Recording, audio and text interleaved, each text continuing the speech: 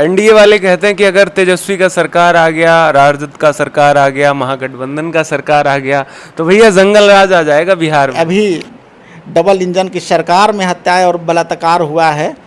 भारत सरकार के आंकड़ा को देखा जाए, लालू प्रसाद यादव जी नाम ऐसा ही नहीं पड़ा। लालू प्रसाद यादव जी दबे कुचले आवाज बन कर के स्थापित कर दिया लोगों और बाकी भेदभाव भी है वहाँ पर कि आप अगर नीची जाति के हैं, आप पिछड़ा जाति के हैं, तो वहाँ पर अगड़ी जाति के लोग हैं जो सामंतवादी विचारधारा के लोग हैं, तो आपको घिन दृष्टि से देखेंगे। 20 साल से आप सरकार में हैं, क्या किया है? वो तो कहते हैं कि 20 साल में हमने नल जल योजना दी। पहले महिलाएं कुछ थीं कि आप देखो महिलाएं कितना अच्छे से कपड़े वपड़े पहनती हैं। आपके सरकार में पहले की महिलाएं, पहले की माताएं बहनें कपड़ा नहीं पहनती थी क्या? आपको आने से पहन रही है? क्या लॉजिकल बात है? समझने की जरूरत है। 20 साल से नीतीश कुमार की सरकार ने कुछ खास काम आपके विधानसभा, आपके क्षेत्र के लिए नहीं किया है। जी नहीं किया है, ये देखने योग्य है। आप मीडिया वाले लोग स्पेशली टिकारी विधानसभा में शुरुआत से ही मेहनत की या फिर अभी ज़्यादा फोकस बनाना शुरू किया जब से आरजेडी का दामन थामा? मान लीजिए आपको टिकट नहीं मिलता है, फिर पाला तो नहीं बदलेंगे? नहीं, देखिए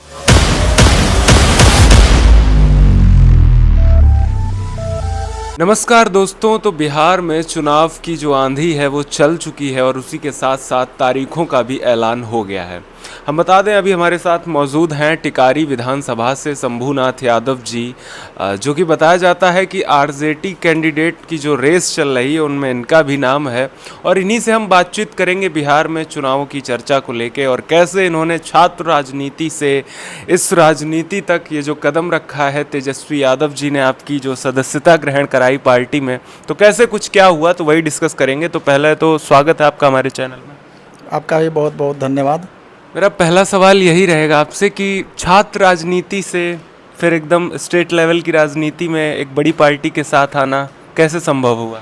देखिए, हमारे भारतीय देश का इतिहास रहा है जेपी आंदोलन से ही, या और उससे पहले भी देखा जाए, जो हम लोग इतिहास के माध्यम से जानने का और पढ़ने का प्रयास किए हैं कि आज भी हमारे राज्य में, जो हमारे राज्य का बिहार के पूर्व मुख्यमंत्री आदरणीय हम सबों के नेता, राष्ट्रीय जनता दल के राष्ट्रीय अध्यक्ष श्री लालू प्रसाद यादव जी भी, उन्होंने भी राजनीति से ही अपनी राजनीतिक शुरू किया और बिहार के सर्वोच्च कुर्सी पर उन्होंने विराजमान होकर के बिहार राज्य का सेवा करने का काम किया। तो हम लोग भी इस इतिहास को पढ़ा और पढ़ कर के समझा, तो हमारे अंदर भी उत्सुकता जगी, तो अपने कहीं ना कहीं उन्हीं से प्रेरित हो गए। जी बिल्कुल। अच्छा।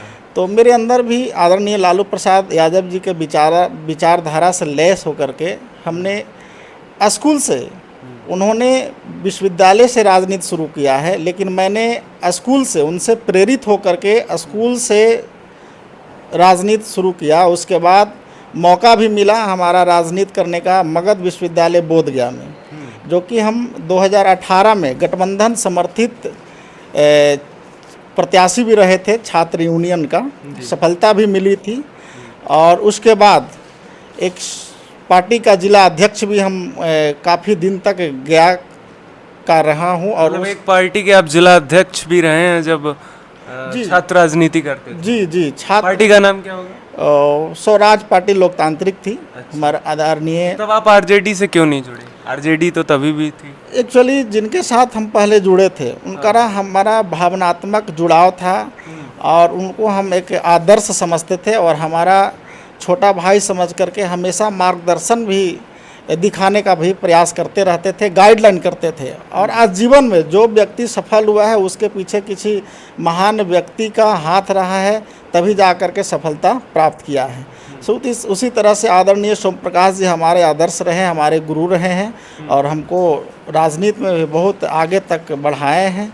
आज उन्हीं से सीख करके आज एक लगा, अभी ज़रूरत थी बिहार में श्री तेजस्वी प्रसाद यादव जी को हाथ मजबूत करने का, तो आज सही समय हमने निर्णय लिया और हम सबों के नेता बिहार के भविष्य श्री तेजस्वी प्रसाद यादव जी के हाथों हमने राष्ट्रीय जनता दल का सदस्यता ग्रहण किया और उन्होंने भव्य स्वागत भी किया और उस दिन से उनकी मिशन पर हम भी कदम से कदम मिला करके चलने का प्रयास कर रहे हैं। और आज जो आपने कहा कि आप टिकारी से हैं, टिकारी में आप उम्मीदवार के रूप में भी आगे चल रहे हैं, तो मेरा कोई इसमें व्यक्तिगत मांग नहीं है। कहीं ना कहीं आपको क्षेत्र के लोगों से मिला होगा कि चल रहे हैं, लेकिन मेरा कोई व्यक्तिगत आकांक्षा नहीं है। हमारा काम करना है एक सिपाही के रूप में राष्ट्रीय जनता दल में, और हम निरंतर काम करते रहेंगे अपनी पार्टी के नेता के साथ, और उनकी विचारधारा से लैस होकर के गांव-गांव तक पार्टी को मजबूत करने का काम करेंगे, तेजस्वी जी को सीएम बनाने का काम करेंगे। जी। अच्छा, अभी हमने थोड़ी देर पहले आपका बायोडेटा देखा, तो उसमें जो आप लिए हुए थे एज अ कैंडिडेट, बहुत सारे न्यूज़ आर्टिकल थे जिसमें आपने छात्र राजनीति करी है और बहुत सारे अखबारों में आपका वर्णन किया गया है। तो मेरा सवाल यही रहेगा कि इतना लेट आरजेडी ज्वाइन किया, उसके बाद फिर ये सारी चीज़ें हुई, तो ग्राउंड में आपने काफ़ी मेहनत की होगी। तो स्पेशली टिकारी विधानसभा में शुरुआत से ही मेहनत की या फिर अभी ज़्यादा फोकस बनाना शुरू किया जब से आरजेडी का दामन थामा है? नहीं, मेहनत तो मेरी पूरे मगध प्रमंडल में रहा है। ज़्यादातर हम गृह जिला गया है, तो गया जिला में हमने विश्वविद्यालय का लीडर होने के नाते पूरे गया जिला के 10 विधानसभा के अंतर्गत किसी भी दबे कुचले लोगों के साथ शोषण होती थी तो मैं प्रखर होकर के उसकी लड़ाई को लड़ने का काम करते थे, उसकी अंजाम तक पहुंचाने का काम करते थे। इसी के माध्यम से वहाँ के प्रेस के साथियों ने हमको अखबार के माध्यम से, डिजिटल के माध्यम से हमको जगह देने का काम किया, और उसी का आपने जो देखा, मैं एक बहुत सुंदर सुशोजित एक एल्बम बनाया है जो आज तक जो पिछले छात्र जीवन से जो हमने संघर्ष किया है और अखबार के पन्नों पर जो आया है मेरा नाम और पिक्चर, उसका हमने एक एल्बम बना करके तैयार किया है ताकि आने वाला पीढ़ी भी इस चीज़ को अमल करे और अपनी मूल जीवन जी करके लोगों को समाज में काम आए। अच्छा, मेरा सवाल ये भी रहेगा कि आपने टिकारी विधानसभा ही क्यों चुनी है? ऐसा तो नहीं टिकारी विधानसभा में आपका घर वर है क्या? देखिए, चुनने की जहाँ तक सवाल है, मेरा पैतृक विधानसभा है। मैं गया जिला के टिकारी विधानसभा अंतर्गत कोच प्रखंड में ग्राम पंचायत तिनेरी का निवासी हूँ। अच्छा। तो स्वाभाविक होता है कि सबसे पहले अपने घर को जब आप मजबूत नहीं करेंगे तो बाहर को कैसे आप सुदृढ़ कर सकते हैं। अच्छा, मेरा इसी पे सवाल है कि टिकारी विधानसभा, फिर तो आप इधर उधर क्षेत्र में घूमे होंगे, अच्छा खासा ग्राउंड पे आपने देखा होगा कि क्या है, तो वहाँ मुख्यतः रूप से आपको बेसिक नीड क्या लगी वहाँ के लोगों की जो अभी तक फुलफिल नहीं हो पाई? देखिए, बेसिक नीड तो बहुत सी है, क्योंकि जिस मिशन के तहत माननीय आदरणीय नेता लालू प्रसाद यादव जी बिहार में स्थापित हुए थे, उस सपना आज भी अधूरा है। आप ग्राउंड पर जाएंगे, सुदूर इलाके में जाएंगे, तो आज भी शोषित, वंचित, दबे कुचले लोग ऐसे हैं जो सामंतवाद, मनुवाद को शिकार हैं। तो आज हम जाते हैं गांव में तो देखते हैं गरीब का बढ़िया से झोपड़ी नहीं है, अगर किसी तरह से दीवार खड़ा कर दिया है तो उसके ऊपर छत नहीं है। तो ये सब कमियां हैं, और बाकी भेदभाव भी है वहाँ पर कि आप अगर नीची जाति के हैं, आप पिछड़ा जाति के हैं, तो वहाँ पर अगड़ी जाति के लोग हैं जो सामंतवादी विचारधारा के लोग हैं, तो आपको घिन दृष्टि से देखेंगे। तो ये सब कमियां अभी रह गई है और ज़रूरत है, ये ज़रूरत सुधार करने की है। तो कब सुधार करें होंगे? जब हम जैसे शिक्षित लोग आएंगे समाज में इस चीज़ को। अच्छा, बिजली पानी स्वास्थ्य व्यवस्था पे आपका क्या कहना है? मतलब ये सारी चीज़ें सही हैं, बिजली पानी स्वास्थ्य व्यवस्था जो भी है? जी नहीं, मेरा जहाँ पैतृक गांव है कोच प्रखंड के ग्राम पंचायत तिनेरी, मैं एक ऐसे गांव में जन्म लिया हूँ जो जिला से 50 किलोमीटर दूर पर मेरी गांव है। वहाँ भगवान भरोसे वहाँ के किसान निर्भर हैं। जहाँ तक बिजली की बात है तो नीतीश कुमार जी कहते थे कि हमने घर घर तक बिजली पहुँचा दिया, हर खेत तक पानी पहुँचा दिया। तो आप इसका ग्राउंड रिपोर्ट करने का काम करेंगे, आप देखेंगे स्थानीय जगह पर आकर के कहीं कुछ नहीं, एकदम जीरो है। आज भी हमारे अगर गांव में धान अगर कुछ सही है तो भगवान का आशीर्वाद, ऊपर से पानी, अगर बारिश नहीं होती है तो मेरे यहाँ के किसान बेचारे एकदम इतना हत उत्साहित रहते हैं कि अपनी जीवन यापन कैसे कर पाएंगे, इसलिए राम भरोसे वहाँ के टिके हुए हैं। कोई सरकार के कहीं दूर दूर तक किसी तरह का बिजली का व्यवस्था नहीं है, तो ये सब कमियां रह गई है। मतलब पिछले 20 साल से नीतीश कुमार की सरकार ने कुछ खास काम आपके विधानसभा, आपके क्षेत्र के लिए नहीं किया है? जी नहीं किया है, ये देखने योग्य है। आप मीडिया वाले लोग हैं, आप चौथा स्तंभ के रूप में जाने जाते हैं और हम आप सभी का सम्मान करते हैं। नहीं तो आपको इस बार अच्छा क्या लगता है कि तेजस्वी यादव के हाथों को मजबूत करने के लिए आप उतरे हैं, तो क्या लगता है बिहार में माहौल क्या है? आज ही जैसे उनको कोर्ट कचहरी जाना पड़ा, हाजिर होना पड़ा, आरोप भी तय हो गया, तो क्या लगता है आगे? देखिए, नेता हैं, नेता के आरोप प्रतिरोप लगते रहता है, बाकी न्यायालय है, न्यायालय इस पर डिसीजन करेंगे। और माननीय नेता आज उनका थी कोर्ट में, तो अपने तारीख पर गए, वहाँ पर अपना पक्ष रखे, कोर्ट इस पर निर्णय करेगी कि क्या सही और क्या गलत है। बाकी यार विपक्षी लोग तो चाहेंगे कि हम नेता प्रतिपक्ष को कैसे घेरे कि हमारी सक्रियता बढ़ी, हम सरकार में आए, तो ऐसे नहीं होता है। बाकी यहाँ के जनता है, निर्णायक है, उन लोग निर्णय करेंगे और हम अपने नेता के साथ हैं।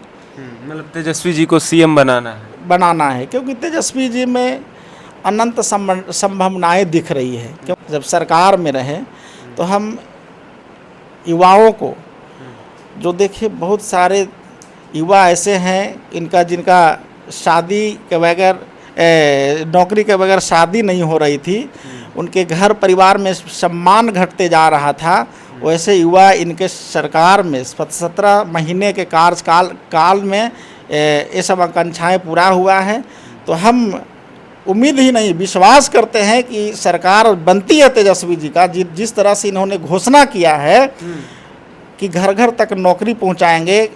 एक घर में 5 से 7 सदस्य होते हैं, उस घर में एक नौकरी देने का काम करेंगे, तो ये जरूर करके दिखाएंगे तेजस्वी जी, जरूर करके दिखाएंगे। अच्छा, मेरा एक सवाल और है कि एनडीए वाले कहते हैं कि अगर तेजस्वी का सरकार आ गया, राजद का सरकार आ गया, महागठबंधन का सरकार आ गया, तो भैया जंगल राज आ जाएगा बिहार में।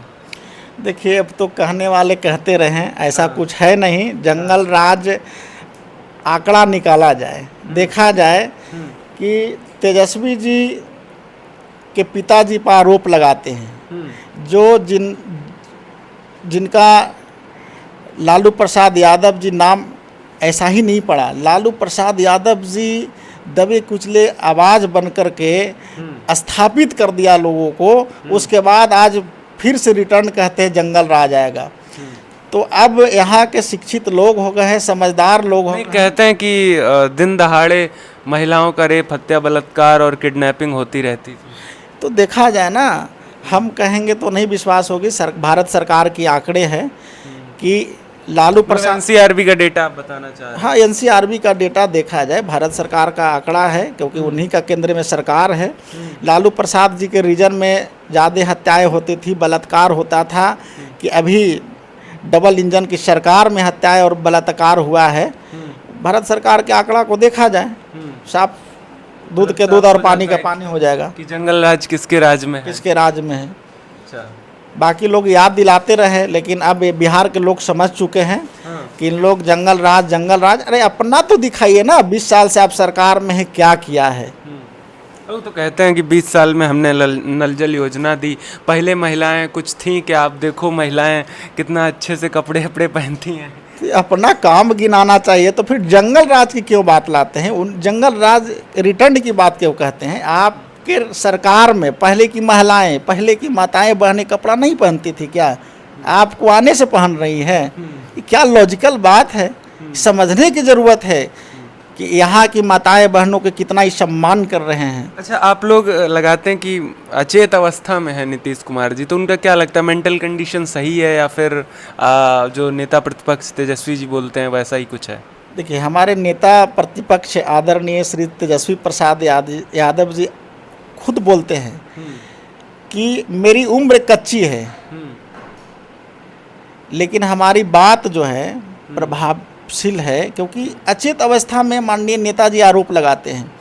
तो ये बात से पकड़ने की बात है। एक डॉक्टर टीम का गठन करके उनको जांच, मानसिक जो है उनका हालत जो है वो जांच करवाने की ज़रूरत है, तो समझ में आ जाएगा कि इनका कितना अच्छा मानसिक स्वास्थ्य सही है या नेता प्रतिपक्ष जो आरोप लगाते हैं या गलत है। अच्छा।